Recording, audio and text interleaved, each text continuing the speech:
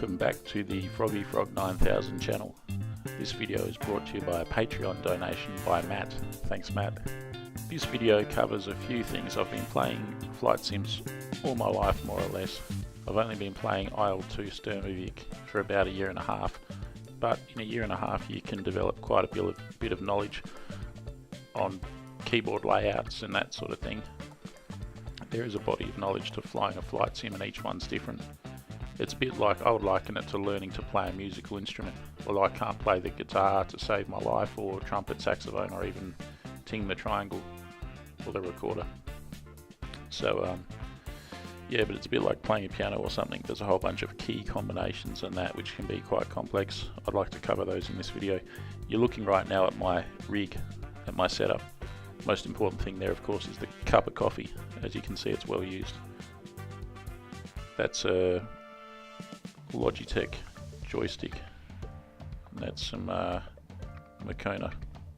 So the Logitech Joystick is what I'm using. You can yaw with it, so I don't use rudder pedals, just use the joystick.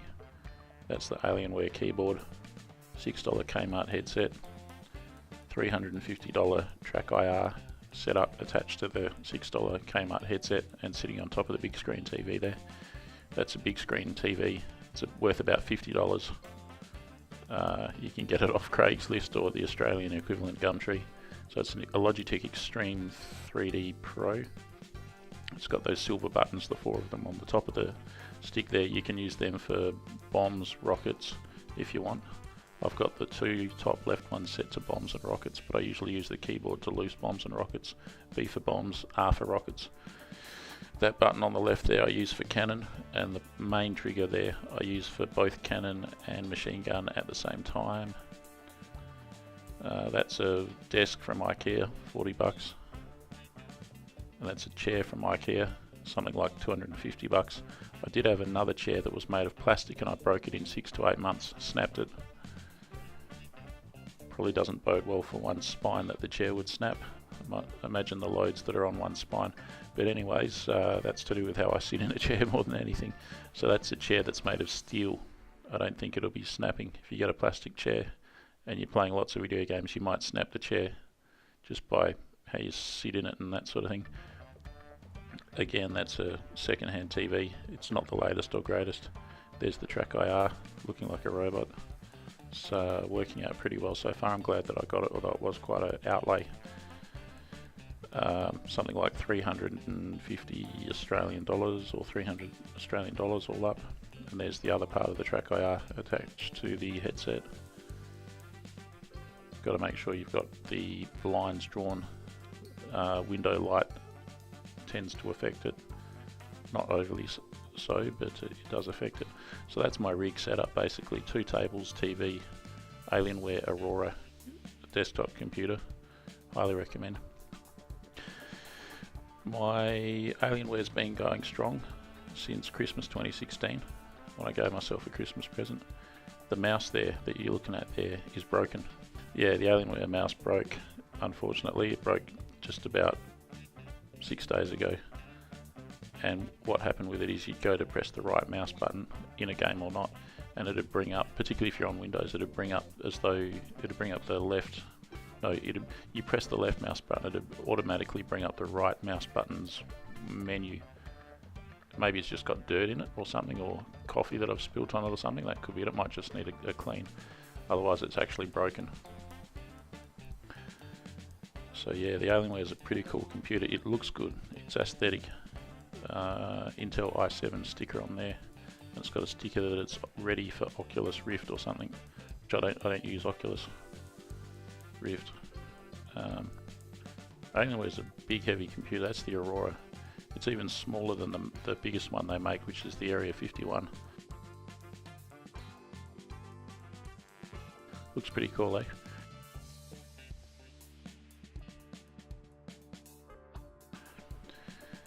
So it's literally the best technology in the world at this time. That unit weighs about 15 kilograms. The Area 51 weighs more than that, probably 20 or something. I'm thinking of putting in another NVIDIA GTX 1080 at some point soon. and I want to showcase, if you're just getting started in IL-2 particularly, this will show you some things that I've accumulated over the last year and a half. I'm by no means an expert, but this is a demonstration of some things that I've learned that you can apply yourself in playing IL-2. It seems to work better in clips of Doge, to be honest. But you've got to remember, I'm using a big screen TV with the sensor on top of the TV. Most people are just using a monitor and they're 40 centimeters away from the sensor, whereas I'm about 1.3 meters away from the sensor. That might make a difference. Alright, so here we are.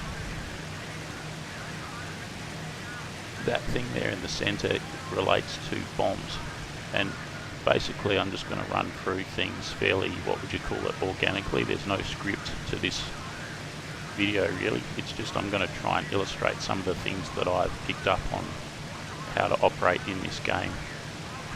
And basically I'm going to endeavour to, as I'm doing what I do, I'm going to endeavour to describe what I'm doing as much as practicable. So anyways, this thing here in the center of the screen, that's not always there. MV, WAG, rect, that thing there. If I press B on the keyboard, this thing's an instrument panel for the bombs. I'm currently carrying 4 bombs, I'll show you.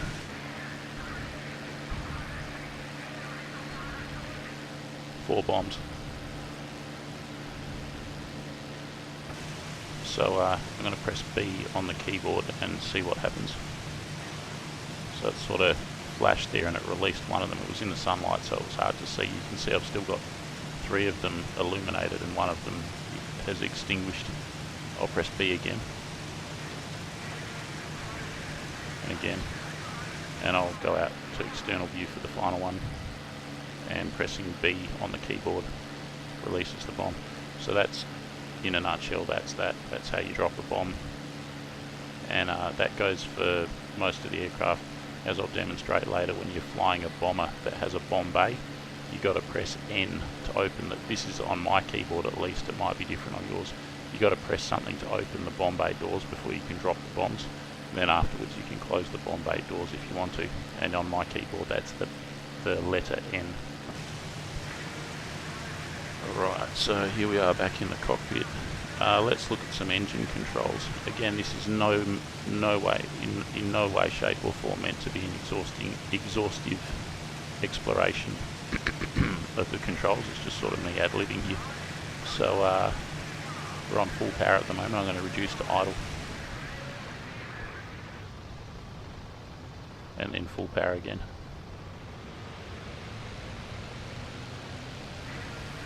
And idle. And full power. So you've got a major lever there, that's the throttle, and then you've got another lever below it, that red, orange, yellow looking one there, reddy, orangey and yellow. The atmospheres pick up all the way up to 1.5 or something, 1.4. And that there I think is a indication of manifold pressure, which is like how much fuel air mixture is being sucked into the engine. Normal engines, they just have an RPM gauge, revs per minute, but engines that have a constant speed unit propeller and engines that have a turbocharger or a supercharger, they're a bit more complex, so you can't just rely on RPM. Like in your car, you've got a speedo on an RPM. Here we've got a speedo down here in kilometers an hour, saying 445 k's an hour there, I think. And then over here we sort of have an RPM, U/min times 100. That's either the crankshaft RPM or it's the propeller RPM. I don't, or it's something else. I don't actually know what it is, but it'd be something like, I'd say it'd probably be the RPM of the propeller. So not how many revolutions per minute the engine's crankshaft is doing, but how many revolutions per minute the propeller is spinning at, and it's currently showing 2,600 or something, 2,700, and then up here 1.4 atmospheres. There's also another measure of atmosphere called bar, BAR, which I think is more imperial, and this plane is all in metric.